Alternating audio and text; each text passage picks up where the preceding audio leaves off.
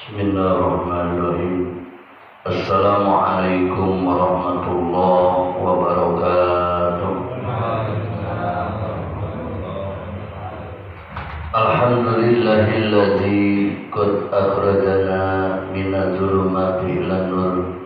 Salatan wa salaman daimaini mutalazimaini ala sayyidina Muhammadin sayyidul anbiya wal mursalin wa sayyidul makhluqati ajmain, amma ba'du. Pertama-tama marilah kita panjatkan puji serta syukur kita kehadirat Allah Subhanahu wa taala. Alhamdulillah, di bagian cerah ini di akhir bulan suci Ramadan, mudah-mudahan setiap ibadah yang kita laksanakan diterima oleh Allah Subhanahu wa taala. Mudah-mudahan kita diberi kekuatan untuk melaksanakan ibadah Ramadan sampai di hari kemenangan, yaitu Idul Fitri, dan mudah-mudahan selalu kita dalam lindungan Allah Subhanahu wa taala. Shalawat teriring salam semoga Allah sampaikan kepada baginda yang mulia Nabi Muhammad sallallahu alaihi wasallam. Semoga Allah sampaikan pada keluarganya, para sahabatnya, dan kita yang kumpul pada kegiatan taklim pada pagi ini. Mudah-mudahan kita dikumpulkan kembali di yaumil qiyamah. Amin ya Allah ya rabbal alamin. Hadratul Mukarram yang saya hormati Ketua DKM Masjid Jami Muta'alimin, yang saya hormati para jajaran DKM, para tokoh masyarakat, tokoh pemuda, tokoh lingkungan. Mudah-mudahan setiap gerak niat langkah kita senantiasa dibalas pahala oleh Allah Subhanahu wa taala. Sebelum melanjutkan kepada kajian taklim, kita bacakan dulu suratul Fatihah. Khusus mungkin ada keluarga kita atau tetangga kita yang saat ini terbaring sakit. Mudah-mudahan Allah angkat penyakitnya. Yang saat ini sedang usaha, mudah-mudahan Allah mudahkan usahanya. Yang sedang bekerja, mudah-mudahan diberi kemudahan dalam aktivitas kerjanya. Ala hadinya wa ala kulli niyatin shalihah bil barakah. Al-Fatihah. A'udzu billahi minasy syaithanir rajim. Bismillahirrahmanirrahim. Alhamdulillahi rabbil alamin, arrahmanir rahim, maliki yaumiddin. Iyyaka na'budu wa iyyaka nasta'in. Ihdinas siratal mustaqim. Shiratal ladzina an'amta 'alaihim ghairil maghdubi 'alaihim waladdallin. Amin ya Allah ya rabbal alamin. Masyaallah jamaah yang dirahmati Allah Subhanahu wa taala, alhamdulillah kita bisa melaksanakan pada salat kewajiban kita subuh berjamaah, dilanjutkan dengan ta'lim rutin yang tadinya mungkin malam, sekarang diganti dengan subuh. Alhamdulillah, insyaallah kita akan sedikit membahas tentang kajian dengan materi yang sebenarnya kita hadapi, yaitu tentang bab zakat. Ini adalah satu ibadah yang terkumpul dalam bulan suci Ramadan. Karena zakat Idul Fitri ini tidak bisa, zakat fitrah ini tidak bisa dilaksanakan di luar Ramadan, ya. Begitupun sholat tarawih hanya ada di bulan Ramadan, dan ibadah-ibadah khusus memang adanya di bulan Ramadan. Bismillahirrahmanirrahim. Dalam kitab yang kita menjadi adalah Sabitan Najah, yang insyaallah adalah bersumber daripada matan Sabina dan sebagainya. Namun sebelum itu kita ambil hikmahnya dulu. Islam ini ternyata begitu indah. Diawali kita berpuasa sebulan penuh dari tanggal 1 Ramadan. Kita diharuskan berbagi di akhir daripada bulan suci Ramadan. Di tengah-tengah kita butuh dengan materi dan sebagainya, ternyata Islam itu lebih peka terhadap sosial.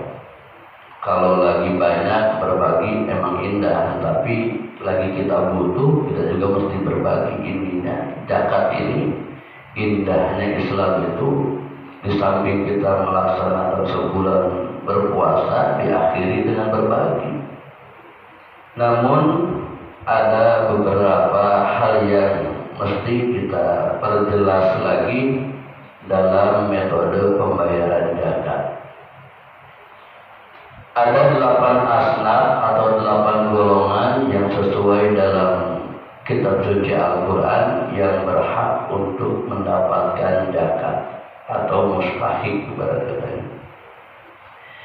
Namun di 8 asnaf ini terkadang kita tidak begitu jelas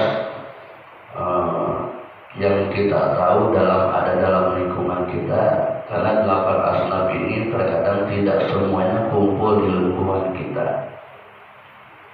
Ada 8 asnaf ini diatur dalam kitab Fathul Qorib. Ternyata ada panitia zakat dan ada amilin zakat. Nah ini sering agak sedikit keliru gitu. Amilin zakat adalah seseorang yang diberi wewenang, diberi tugas oleh masjid, lalu diberikan sertifikasi atau legalitas daripada pemerintah.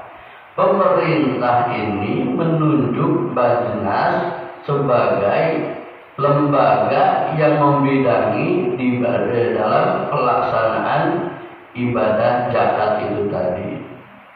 Kalau panitia itu seseorang yang ditunjuk oleh masjid, musola atau pesantren yang mengurusi zakat. Apa perbedaannya? Perbedaannya ada hak amilin, ada hak pengelola zakat. Amilin kalau seseorang menunaikan zakat ke masjid, ada amilinnya, ada di belakang. Itu langsung sah zakatnya, walaupun belum didistribusikan. Tetapi kalau panitia zakat itu belum bisa sah karena belum sampai ke mustahik. Ini jadi agak sedikit harus ada perbaikan di lingkungan kita. Di tempat saya pun kalau dimasukin amilin pada nggak mau. Padahal seseorang amilin itu ditunjuk oleh Bajnas Pusat, oleh pemerintah. Bajnas Pusat memberikan wewenang kepada Bajnas Provinsi, Kabupaten dan Kecamatan seperti itu. Lalu Bajnas menggandeng daripada ormas-ormas yang sudah ditunjuk oleh pemerintah seperti NU dan Muhammadiyah dan sebagainya, satu ormas resmi pemerintah yang legalitasnya diakui oleh pemerintah, lebih memudahkan menggandeng daripada ormas-ormas yang sudah legalitasnya ada di pemerintah. Lalu bagaimana kalau kita memberikan zakat ke bukan amilin seperti ke panitia zakat? Nah, sah, tapi setelah sampai kepada mustahik. Itu ya, kemarin kita ngebahas masalah zakat itu tadi. Nah, sementara di kita masih agak kalau siapa sih ngurusnya? Ternyata di Kecamatan Setu itu ketua PPCNU-nya di Pondok Pesantren Motivasi Indonesia Burangkeng bisa mengurus daripada legalitas amilin yang ditunjuk oleh pemerintah. Lalu bagaimana resiko-resiko daripada tugas-tugas panitia zakat? Ini yang segini rawan. Tidak boleh mencampurkan dari si mujaki itu tadi, yang mujakat itu tadi sebelum sampai ke mustahik. Kan repot. Saya fitrah 47.000, itu uangnya jangan dulu dicampur karena belum sampai ke tangan mustahik. Kalau amilin boleh langsung dicampur. Kalau amilin misalnya di sini diurus amilinnya 1 orang atau 2 orang atau 3 orang atau 5 orang dan sebagainya. Nah itu boleh mencampur berasnya, boleh mencampur uangnya dan sebagainya. Jadi kalau saran saya sih masih ada waktu ngurus. Nanti saya kasih nomornya. Minimal ada komunikasi dulu, ada komunikasi dengan yang memberikan sertifikasi amilin supaya bagaimana untuk melaksanakan zakat tadi. Kalau ke panitia seperti di sini sudah ditunjuk panitia 5 orang, itu baru bisa menerima saja, belum sah zakatnya kalau belum sampai ke tangan penerima. Setelah sampai ke tangan penerima baru zakatnya tertunaikan. Nah itu tadi kan takutnya ada nanti kan ada jatah amilin kalau amilin. Nah, itu pengurusannya juga mudah, insya Allah. Udah disiapkan draftnya, tinggal ngisi aja formulirnya, langsung di stempel sama Lajis NU Kecamatan Setu. Kemarin serentak di Cibening itu tadi. Untuk kedepannya dari tanggal 1 boleh mengajukan setiap tanggal Ramadan, takutnya ada perubahan kepanitiaan seperti itu. Setelah sampai zakat itu dari si muzaki yang menzakat itu tadi ke panitia atau ke amilin, baru disampaikan kepada mustahik yang 8 asnaf tadi. Nah, yang pertama fakir miskin. Jadi fakir miskin itu beda. Fakir itu definisinya pendapatannya dengan pengeluarannya pendapatannya lebih kecil daripada pengeluarannya. Pemasukannya dia gajinya 100.000, resikonya keluarganya hampir 140.000. Akhirnya dia minjem sana minjem sini, gajian bayar lagi, kurang lagi. Nah, itu fakir. Pemasukannya lebih kecil daripada pengeluarannya. Yang pemasukannya lebih kecil, pengeluarannya lebih besar. Itu fakir. Kalau miskin, pemasukan 100.000, pengeluaran 100.000. Jadi nggak begitu banyak minjem. Nah, intinya cukup buat sehari-hari lah, tapi nggak ada lebihnya. Itu mungkin dikatakan miskin. Jadi tingkatnya lebih tinggi daripada fakir. Kalau kaya itu lebih besar dari pemasukannya lebih besar daripada pengeluarannya. Gajinya 5 juta, pengeluarannya 3 juta. Akhirnya dia bisa ngambil mobil, bisa ngambil rumah dan sebagainya karena yakin ada lebih daripada makan tadi. Nah, itu tadi. Apalagi kalau lebih dari kaya lagi dulu, itu bisa ngambil beli tanah dan sebagainya, itu lebih jelas lagi. Nah itu ya. Jadi jangan sampai fakir itu lebih derajatnya itu lebih, kondisinya lebih kurang daripada miskin. Itu lebih berhak dikasih. Yang ketiga yaitu amil itu tadi yang mengelola, yang ditunjuk oleh satu tempat atau masjid, mushola, majlis, pesantren dan sebagainya, lalu diresmikan, diberikan legalitas oleh pemerintah. Karena dikhawatirkan banyak penyelewengan tentang hak itu tadi. Jadi diberikan kekuasaan, diberikan semacam tugas dari pemerintah untuk mengatur zakat di wilayah itu, seperti di masjid ini, masjid mushola dan sebagainya. Nanti dia mendapatkan ada haknya di luar daripada mustahik itu tadi. Jadi kalau amilin itu di samping dia diberi wewenang oleh DKM, diresmikan oleh pemerintah gitu maksudnya. Jadi kewenangannya lebih luas gitu, karena dia punya mandat dari DKM, suruh menerima dan mendistribusikan zakat, dan diberikan legalitas oleh pemerintah. Dan pemerintah ini siapa? Menunjuk Basnas Pusat. Lalu Basnas Pusat memberikan tugas kepada Basnas Provinsi, Kabupaten dan sebagainya. Nah, itu tadi. Yang keempat yaitu mu'alaf. Yang mu'alaf itu yang mungkin kita pahami, seseorang yang tadinya bukan Islam lalu Allah berikan hidayah dan sebagainya sehingga dia mau masuk Islam. Lalu apa hikmahnya? Agar dia tetap istiqomah di agama Islam. Aduh, ternyata setelah saya masuk Islam, saya dikucilkan oleh keluarganya mereka. Lu keluar aja dari keluarga saya kalau memang mau masuk Muslim dan gitu ya. Nah setelah itu kan mungkin dia butuh dorongan, butuh motivasi, butuh perlindungan, butuh semangat, butuh materi karena dikucilkan oleh keluarganya. Biasanya ada beberapa orang ketika dia masuk Islam lalu dia dikeluarkan dari keluarganya. Nah ini butuh, jangan sampai ternyata Islam saya udah masuk nggak peka, saya kekurangan, saya nggak ada perlindungan, saya butuh motivasi pada cuek-cuek baik. Saya mau masuk agama awalnya lagi, jangan sampai seperti itu. Mu'alaf itu dipermudah, masuk Islamnya jangan dipersulit. Artinya jangan diberikan banyak syarat dan sebagainya, nanti administratifnya belakangan. Nah setiap masjid itu Pak Dul harusnya punya semacam draft untuk pernyataan bahwa dia masuk Islam, lalu bisa dijadikan untuk administratif kakak. Dapur capil itu kan nanti dia ada perubahan agama tuh.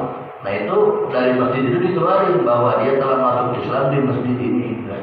Walaupun nggak ada, disiapin aja. Nanti ketika ada orang masuk Islam, dia butuh pengakuan bahwa saya telah bersyahadah di masjid. Nanti DKM tanda tangan itu bisa untuk perubahan agama di dapur capil. Tentu dapur capil itu nanti merubah kalau ada legalitas dari laporan dari masjid di mana dia tempat masuk Islamnya tadi. Ya, ini Islam itu memang peka, gitu. Maksudnya peka itu ketika orang masuk Islam, cepat-cepat bantu. Jangan sampai dia keburu kembali lagi. Ada kan orang udah masuk Islam balik lagi ke agamanya awalnya. Yang mungkin kurangnya perhatian daripada kita sebagai umat Islam merangkul mereka yang sudah dapat hidayah oleh Allah. Ternyata di agama Islam sendiri tidak diperhatikan. Nah Islam ini zakat itu diberikan satu kategori yang berhak dibantu oleh umat Islam lewat zakat itu tadi, baik zakat mal ataupun zakat fitrah tadi. Ini kita bahas mustahilnya dulu ya, jangan sampai kita ngasih zakat ke siapa orang, jangan sembarangan juga semuanya. Yang kelima yaitu hukum seorang yang dibeli atau abid. Zaman Rasulullah dulu abid, orang yang dibeli, tenaganya diambil tapi nggak digaji. Ya intinya dijual lah kalau bahasa sekarang, atau sekarang mau WNI ilegal nggak digaji karena di akadnya dulu dibeli. Saya beli 50 juta kerja di tempat saya, udah dikasih makan doang, balik gajinya nggak begitu diperhatikan. Nah itu ketika kita bebaskan diperhatikan. Nah seperti itu kan dulu mah ada jual beli orang, artinya abid itu apa ya, diambil tenaganya tapi gajinya nggak diperhatikan. Nah setelah kita terkumpul dana zakat, baik zakat mal maupun zakat fitrah, itu boleh disalurkan kepada si abid tadi karena dia sudah keluar dari tempat kerjanya yang tadi nggak diperhatikan. Jangan sampai dia terlantar, itu maksudnya, itu boleh. Tapi mungkin kalau zaman sekarang agak susah. Intinya kan ini poin-poin daripada mustahik zakat tadi. Yang ketujuh yaitu sabila, orang yang berjuang di jalan agama Allah. Kalau dalam dulu itu perang sabilillah. Nah, jadi orang-orang yang mereka yang berjihad, yang berperang untuk membela agamanya Allah. Kalau sekarang jihad itu agak sedikit riskan, ada unsur politik dan sebagainya. Makanya tidak ada di Indonesia ini jihad untuk perang itu belum berlaku, kecuali di Palestina, di Israel dan sebagainya. Memang jihad itu diharuskan gitu maksudnya. Kalau di Indonesia jihad perang itu di Indonesia belum dibuka karena apa, kondisinya masih aman insya Allah gitu ya. Jadi kalau orang itu yang mau bunuh diri diri itu jihad apa bukan? Bukan. Karena ini agama melarang karena kondisi kita dalam keadaan aman-aman, dan artinya tidak ada unsur yang sekiranya membahayakan dalam kehidupan atau beragama di Indonesia. Jadi kalau saya tidak setuju kalau bom bunuh diri itu masuk jihad. Kenapa? Itu membahayakan baik sendiri ataupun orang lain. Kalau di Palestina memang mungkin dibutuhkan, kalau di kita ya tidak dibutuhkan karena memang pemerintah masih mampu membackup masyarakat.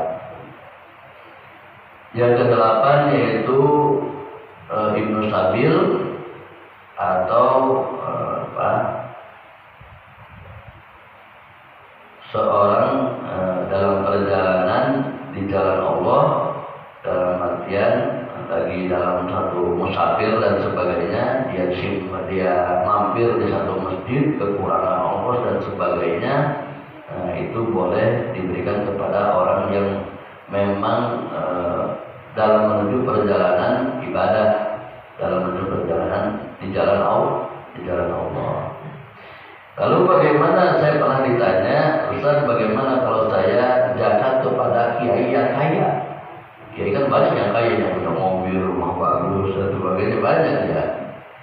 Dilihat dari masa baliknya sampai dia jadi kiai, banyakan miskinnya apa banyakan kayanya? Ya bisa aja dia kayanya setelah dapat ceramah, dia punya pesantren, dia punya majelis, dia punya masjid. Dulu mah boro-boro, ibarat katanya ya makan aja susah, lalu itu ya. Jadi saya tahu tuh orang dulu mah ekonominya sama sama saya. Sekarang aja dia punya ceramah, dia punya tali dan sebagainya. Alhamdulillah punya motor, punya mobil. Berarti belum lama kayaknya. Kalau dia umurnya 50 tahun, baliknya 14 tahun, berarti kayaknya baru 10 tahun, berarti masih 14 dibeli, dikasih. Karena apa? Supaya dia istiqomah ngajarnya, supaya dia istiqomah syiarnya, supaya dia istiqomah mensiarkan agamanya. Jangan sampai, waduh saya susah nih sekarang mah santri nggak ada balik lagi kerja, umat nggak keurus lagi. Jangan sampai ustadz itu berpaling haluan dari ekonomi seperti dulu lagi. Ustadz kemana kerja sekarang mah susah, masjid nggak keurus. Jangan sampai seperti itu. Ya. Itu jadi walaupun dia kaya, tetapi memang dia istiqomah, supaya istiqomah di agamanya. Patokannya tadi kita ukur dari masa baliknya sampai dia jadi kiai, jadi ustadz, ekonominya mapan, lebih lama mana mapannya daripada, kecuali emang dia mah turunan orang kaya, dari santri juga bapaknya emang kaya, sekarang dia udah punya pesantren, jadi nggak sempat merasakan kekurangan, itu mah nggak usah dikasih, ya seperti itu takutnya ya. Nah, kita punya gurunya udah kaya, tetapi kalau kita tahu dulu sebelum punya pesantren itu biasa-biasa saja, bahkan banyak kekurangannya, itu boleh kita mensalurkan zakat. Itu tadi. Zakat fitrah dimulai kapan? Dari tanggal 1 Ramadan kemarin tuh, begitu naik pemerintah mengumumkan tanggal 1 Ramadan itu boleh memberikan zakat. Ini apa tujuannya? Untuk mereka yang keluarganya lebih dari 2 dan 3. Saya punya anak 5, bapaknya, ibunya, anaknya 5 jadi 7. Kalau sekaligus berat. Coba kalau dari tanggal 1 anaknya kecil dulu, tanggal minggu kedua anak yang ketiga, yang keempat, begitu yang terakhir baru ibu bapaknya, kan selesai. Ngerasa berat itu karena sekaligus anak saya banyak, zakat 47 kali 7, wah lumayan 250.000 bisa tambah jadi 300.000. Ya siapa suruh? Coba kalau dia bayar minggu pertama di bulan Ramadan 2 dulu, anaknya zakatin, terus kakaknya, terus baru dia yang terakhir, kan selesai. Nah seperti itu ya. Jadi Islam itu fleksibel sebetulnya, kitanya aja nyantai aja udah deket, ntar aja udah mau akhir. Nah padahal dari tanggal 1 Ramadan itu boleh memberikan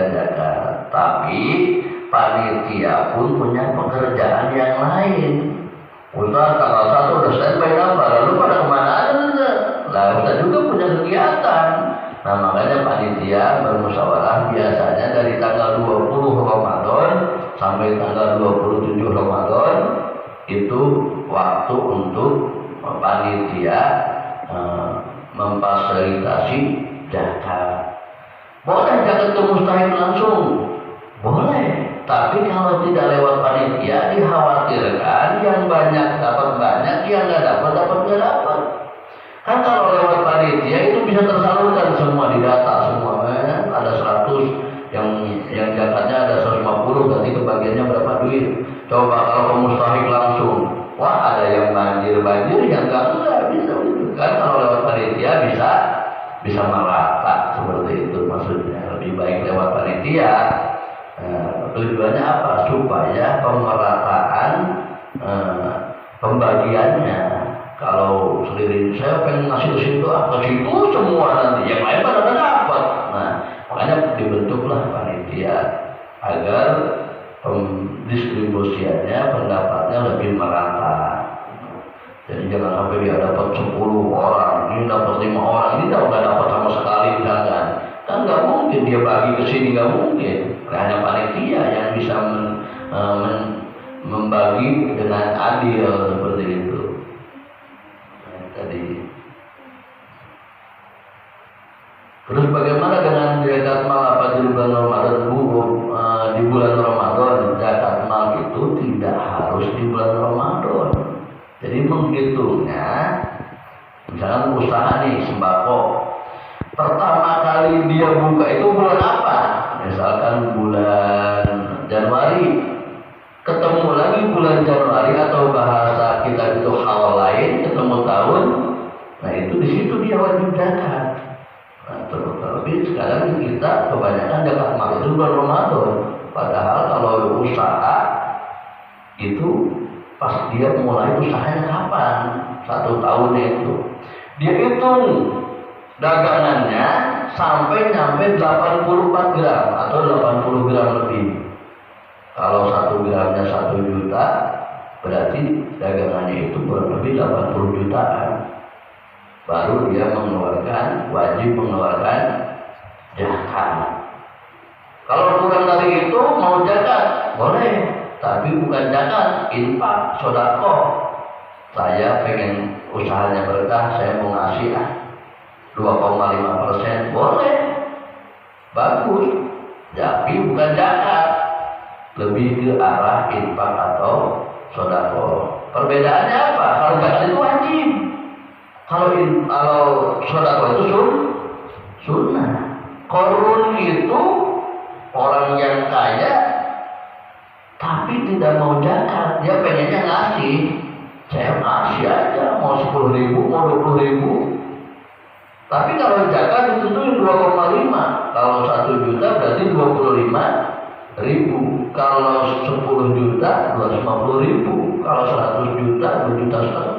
Kalau 1 M 25 juta, sayang juga. Iya kan? Iya, kalau 1 juta mah 25.000, nggak sayang. Kalau kita dapat rezeki 1 M 25 juta, duit kok hilang nih. Iya kan? Nah kalau itu nggak mau, karena ditentuin 2,5. Kan orang banyak hartanya sampai bergudang-gudang, bahkan kunci gudangnya aja berpeti-peti, saking sayangnya. Lalu apa? Allah tenggelamkan karena tidak mau membayar zakat atau mengeluarkan hak-hak orang yang membutuhkan atau daripada wajib zakat itu tadi. Nah begitu pun kita, walaupun kita tidak mau mengeluarkan zakat, nanti Allah keluarin lewat bakaran, Allah keluarin lewat ICU, seharinya 25 juta, kali seminggu 35 juta, keluar juga duitnya. Allah kita nggak mau keluarin, kecelakaan gantiin mobil orang, keluar juga duitnya. Nah lebih baik sebelum Allah tegur, kita keluarin dulu. Ya. Itu jadi walaupun kita mau merekayasa harta kita seperti digelapkan, kasihin ke orang lain dengan nama orang lain, ya tetap aja Allah tahu itu punya kamu, cuma dikasih nama orang lain aja. Kalau sekarang bahasa sama money laundry lah mungkin, ya dia punya duitnya dia tapi diakuin duitnya orang lain dari rekening orang lain, ya sama aja, Allah nggak tahu. Nah seperti itu. Zakat, tadi zakat fitrah tadi udah dari tanggal 1 30 Ramadan atau tanggal 1 Syawal, begitu imam naik mimbar itu selesai waktunya. Bagaimana kalau setelah Idul Fitri? Waduh, lupa saya belum zakat nih. Udah sholat Idul Fitri dari pagi, itu udah habis, bukan zakat nantinya, sedekah, infak. Nah, konsekuensinya apa? Ya kita dosa, tidak membayar fitrah. Saya kemarin dapat orang, Ustaz, saya belum fitrah, saya bingung gak diterima. Dia pengen juga ngerasa menyesal saking punya kesibukannya atau dan sebagainya, belum zakat, mau diterima tapi saya bilang ini bukan zakat, jatuhnya jadi infak atau sedekah. Begitu, karena udah ditentuin waktunya. Karena kemarin 30 hari kemana aja, gak begitu. Nah itu tadi. Jadi kalau zakat fitrah itu hanya ada di bulan Ramadan, kalau zakat mal itu boleh di luar Ramadan. Atau zakat emas itu nyampe 80 gram, 84 gram, ada yang bilang 22 gram. Yang tidak dipakai emasnya, Pak Dul beli emas 50 gram, tujuannya investasi. Sekarang harganya 800, nanti bisa dijual 1 juta, berarti ada keuntungan 200.000 per gram. Nah, tidak dipakai sama istrinya, emang investasi tujuannya. Tapi kalau dipakai walaupun 200 gram, dipakai sehari-hari, dia kemana-mana kondangan, dipakai apa, dipakai tujuannya perhiasan. Ada kan di TikTok tuh ya, yang pakai emas sampai segini gitu kan. Itu kalau dipakai nggak wajib aja, nggak wajib zakat. Kalau dipakai, karena dia tidak ada tujuan untuk investasi, hanya kesohor tujuannya, biar lebih kelihatan orang kaya, biar lebih pantas sebagainya. Tujuannya nggak ada investasi. Tapi walaupun 10 gram, 20 gram, setelah sampai 80 gram, simpanannya itu wajib dikeluarin zakatnya. Zakat mal itu tadi, zakat emasnya itu tadi. Takutnya punya emas di rumah disimpan, begitu dijual, waduh saya dulu beli 500.000, jual aja sekarang 800.000, untuk 300.000 sekarang loh. Nah, dia berarti ngambil keuntungan daripada simpanannya itu tadi. Itu wajib dikeluarin zakat setelah nyampe 80 gram ke atas, seperti itu. Kalau cuma 2 gram apa dulu nggak perlu. Kalau cuma 2 gram, masa istri saya punya nyimpan itu 3 gram. Kali kalau ada butuh bisa dijual, itu mah nggak perlu dizakatin. Ya, nah, itu kan ada emas buat invest, ada emas buat perhiasan. Biasanya kalau di toko itu ya emas perhiasan. Karena apa, kalau dijual juga harganya tetap segitu.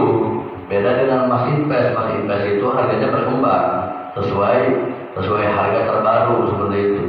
Nah itu apa ya, emasnya beda gitu. Nah, itu wajib keluarin zakat. Jadi intinya adalah kita berbagi setelah kita melaksanakan ibadah puasa, karena intinya adalah bukan sekedar menahan lapar dan haus saja. Kalau menahan lapar dan haus saja, anak TK juga bisa. Kalau tidak makan dan tidak minum, anak SD juga biasa puasa. Tapi kita lebih mengedepankan kepekaan kita terhadap lingkungan lewat zakat. Diwajibkan. Nah, kalau tidak diwajibkan, andainya kan zakat tidak diwajibkan, entah mau berbagi atau entah tidak di momen lebaran, boro-boro buat berbagi, gue juga lagi butuh kan gitu. Tapi Allah perintahkan wajib, mau lagi butuh, mau gimana, tetap zakat harus dibayar. Tetap tetangga kamu perhatikan, wajib. Tetap orang fakir miskin kamu bantu, ini wajib. Kalau wajib kan harus. Tapi kalau hanya sekedar perintah saja tidak diwajibkan, apalagi tidak diperintahkan, di momen seperti sekarang, khawatir orang tidak mau berbagi karena sama-sama lagi butuh buat mudik, butuh buat bayar rumah dan sebagainya. Akhirnya Allah perintahkan di antara rukun Islam itu adalah zakat dan wajib. Nah, kalau hanya kalau tidak diwajibkan, mau lebaran begini, boro-boro mau bantu kan gitu, kita juga sama lagi butuh. Nah, karena Allah perintahkan wajib tetangga kamu bantu, wajib lingkungan kamu perhatikan lewat zakat. Nah, untuk mazhab Imam Syafi'i adalah zakat menggunakan alat konsumsi atau bahan konsumsi manusia di lingkungannya. Nah, kalau di Arab mungkin gandum, kalau di Papua mungkin jagung atau apa gitu ya. Nah, untuk di wilayah kita kan beras. Beras itu berapa kisarannya? 2,5 kilogram atau 3,5 liter beras. Nah, lalu pemerintah merumuskan berapa kisarannya. Akhirnya pemerintah menghitung daripada umumnya penghasilan di wilayah kita, umumnya bukan semua ya, kebanyakan itu UMR-nya emang yang Bekasi itu tinggi, penghasilan masyarakatnya itu memang ekonominya udah mulai naik. Itu pemerintah memutuskan 47.000 rupiah atau mungkin harga beras 13.000. Ya kita kan pengen makan beras 13.000 ya. Biasanya kan 10.000 kita makan. Dan kita pengen kapan-kapan kita punya makanan yang berasnya 13.000 itu kan lebih enak. Nah seperti itu, biar kalau nasi itu yang bagus gitu maksudnya. Ya mau saya pesan mau berasnya 10.000 ya monggo, sah-sah aja. Nah saya mau beli beras yang harganya 10.000 ya monggo. Tapi kita tidak ada etikat untuk memberikan hal yang baik kepada orang lain. Kalau enggak saya juga pengen naikin ekonomi saya. Saya berdoa ke depannya, saya pengen makan beras yang lebih enak buat anak istri saya. Saya zakat yang bagus supaya didoain sama orang miskin. Alhamdulillah, terima kasih saya bisa makan beras yang enak. Mudah-mudahan Bapak panjang rezeki. Kan didoain sama orang miskin, kita naik. Padahal kita juga baru kali ini beli yang 13.000 dikasihin ke orang miskin, seneng banget.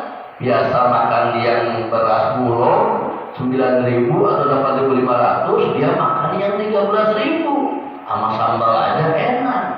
Akhirnya pemerintah memutuskan standarnya itu 47.000. Mau di bawah itu ya monggo.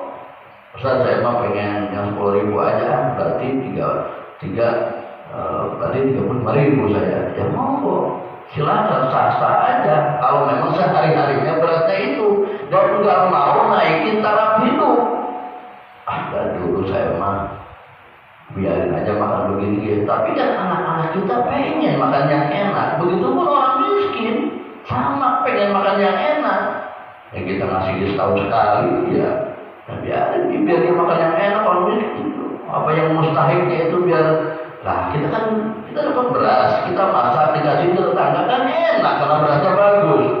Coba kalau kita zakatnya beras yang jelek, lah kita masak dikasih ke orang kan enak juga. Nah, akhirnya itulah pertimbangan pemerintah kenapa diputusin 47.000 karena standar ekonomi. Jadi bukan daripada kalau menurut agama itu kan memang 2,5 kilogram atau 3,5 liter, masalah berasnya mau yang berapa duit tidak diatur. Tetapi kalau tidak ditentukan oleh pemerintah kita bingung. Padahal jangan berapa sekarang, maka nggak tahu berapa, kan bingung orang kan jangan berapa duit. Akhirnya supaya tidak bingung ditentukan oleh pemerintah sebagai rujukan nanti para DKM ngumumin. Belum tahu 35.000 ya, lah gua kemarin 40.000. Atau dia bilang gua mau 45.000. Akhirnya tidak ada acuan, tidak ada rujukan. Akhirnya pemerintah memutuskan di kisaran 47.000, berarti kita ngasih makan atau ngasih zakat yang bagus. Saya mau beli sendiri yang 10.000 ya monggo baik, silakan. Berarti pahalanya segitu. Kalau kita beli yang 47.000 dikasihin ke orang, berarti pahalanya lebih besar lagi. Intinya begitulah. Nah, kalau masalah saya banyak anak dan sebagainya, Islam sudah diatur dari tanggal 1 sampai tanggal 30. Kalau sekarang masih ada waktu seminggu, berarti bisa setiap hari 1. Kan nggak berat juga. Untuk para pekerja serabutan yang gajinya setiap hari kan bisa satu-satu anaknya dijakatin. Seperti itu. Islam itu sebetulnya ringan kalau bisa diaturnya seperti itu. Tidak baku kan. Emang suruh siapa langsung 7? Enggak, satu-satu juga boleh. Iya kan? Anak kita 4, ya satu-satu boleh. Emang siapa yang suruh langsung 6? Saya istri anak 4 berarti 6. Enggak harus gitu, satu-satu juga boleh. Ya, cuman kitanya aja sekalian akhirnya berat kan. Waduh, habis pakai belanja, pakai beli pakaian, jangan nggak kebagian gitu. Karena di sini kita di lingkungan kita standarnya miskin itu makan masih bisa. Beda di pelosok-pelosok sana makannya bisa sehari sekali, kalau ada rezeki 2 kali, kita masih bisa tetap 3 kali bahkan lebih. Jadi standar miskinnya itu bingung kalau di kita.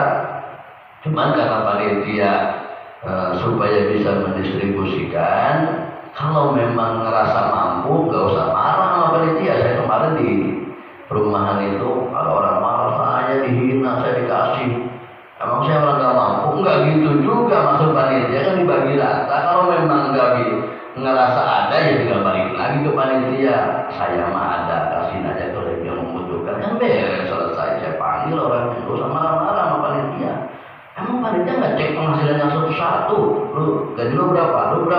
Enggak, dikasih semua. Kalau memang ngerasa punya rezeki lebih, nggak perlu dikasih, ya tinggal balik lagi ke panitia. Pak, saya mah ada, kasihin aja yang lebih berhak, ke kampung atau kemana terserah. Kalau saya mau keluarga, insya Allah cukup lah.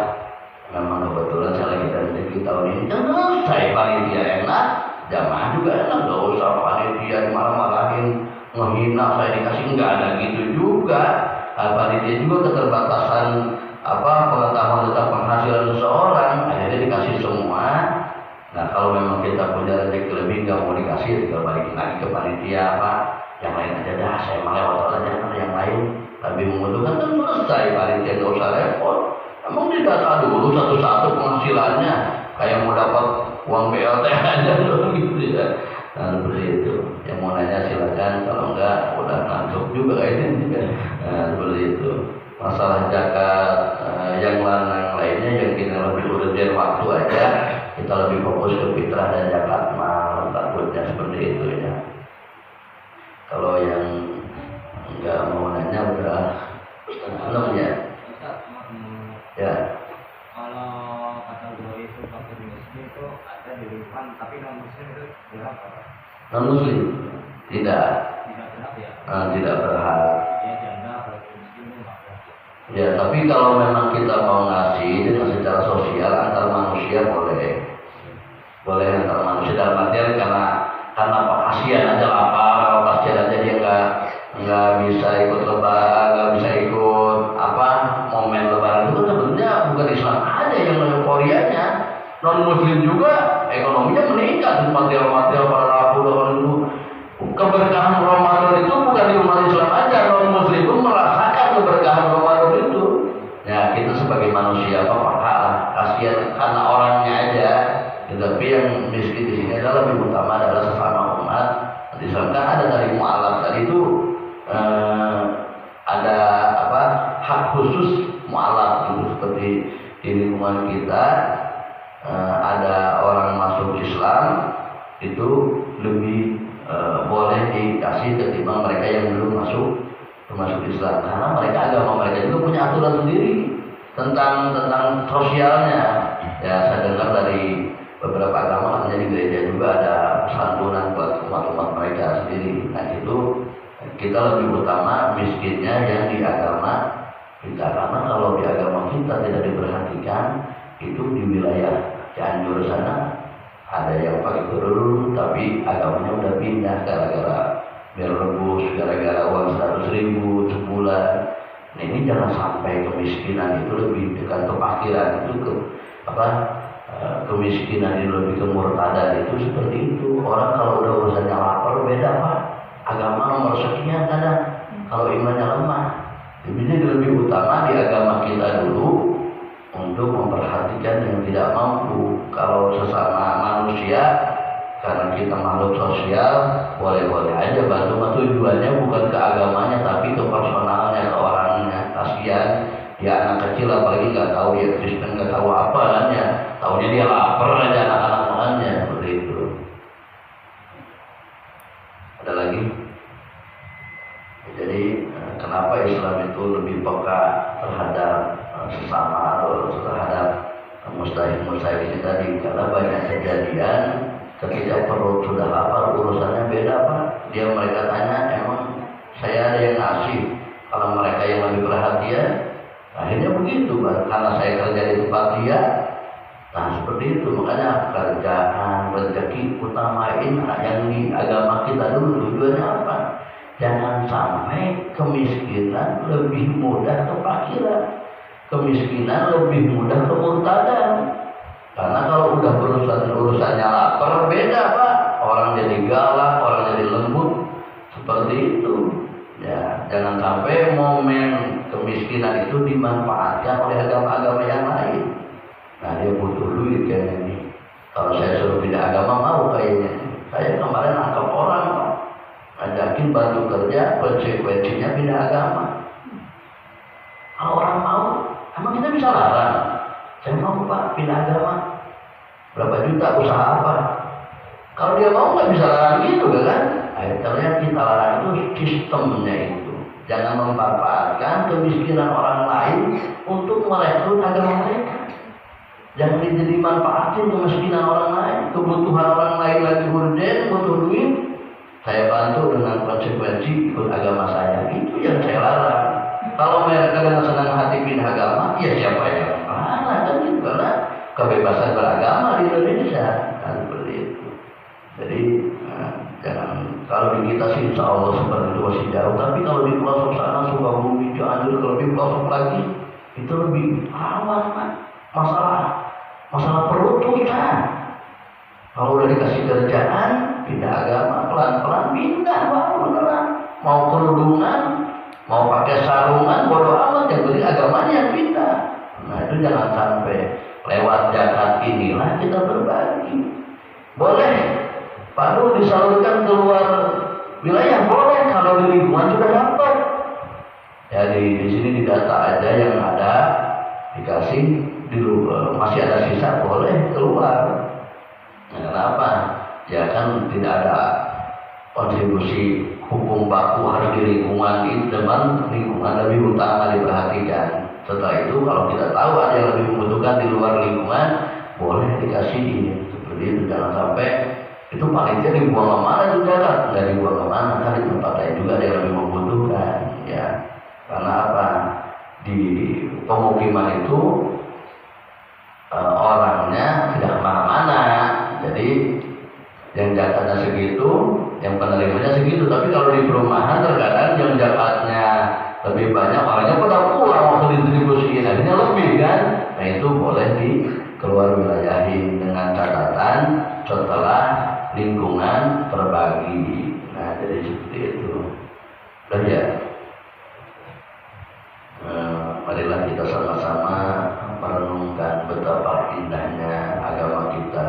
Di tengah-tengah kita membutuhkan setelah kita melaksanakan sebulan kita berpuasa, menahan diri dan sebagainya, kita pun diwajibkan oleh Allah untuk membayar zakat. Sebagai hikmahnya adalah kita lebih peka terhadap lingkungan dan membersihkan harta-harta yang telah kita dapatkan, yang Allah kasih lewat kerjaan, Allah kasih lewat usaha, Allah kasih lewat pendapatan yang lainnya.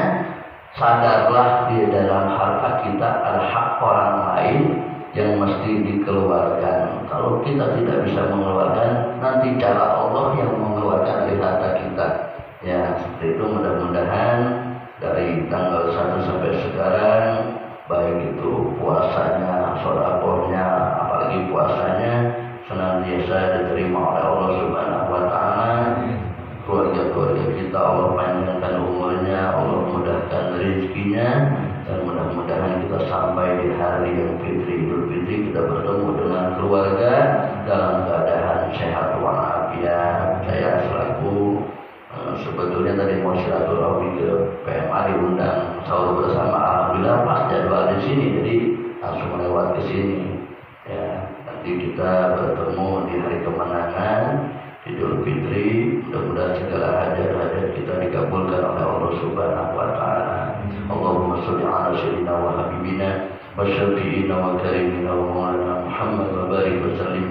والمرسلين الحمد لله رب العالمين حمدا شاكرين حمدا نعيمين حمدا وفيه ويكفي مزيدا يا ربنا لك الحمد وجهك الكريم من عظيم سلطانك اللهم صل على سيدنا محمد وعلى ال سيدنا محمد اللهم اغفر لنا ذنوبنا ولوالدنا ولمشايخنا ولأستاذنا ولجميع المسلمين والمسلمات والمؤمنين والمؤمنات الأحياء منهم والأموات اللهم إنا عفو كريم تحب العفو فاعف عنا يا كريم ربنا آتنا في الدنيا حسنة وفي الآخرة حسنة وقنا عذاب النار والحمد لله رب العالمين بالبركة الفاتحة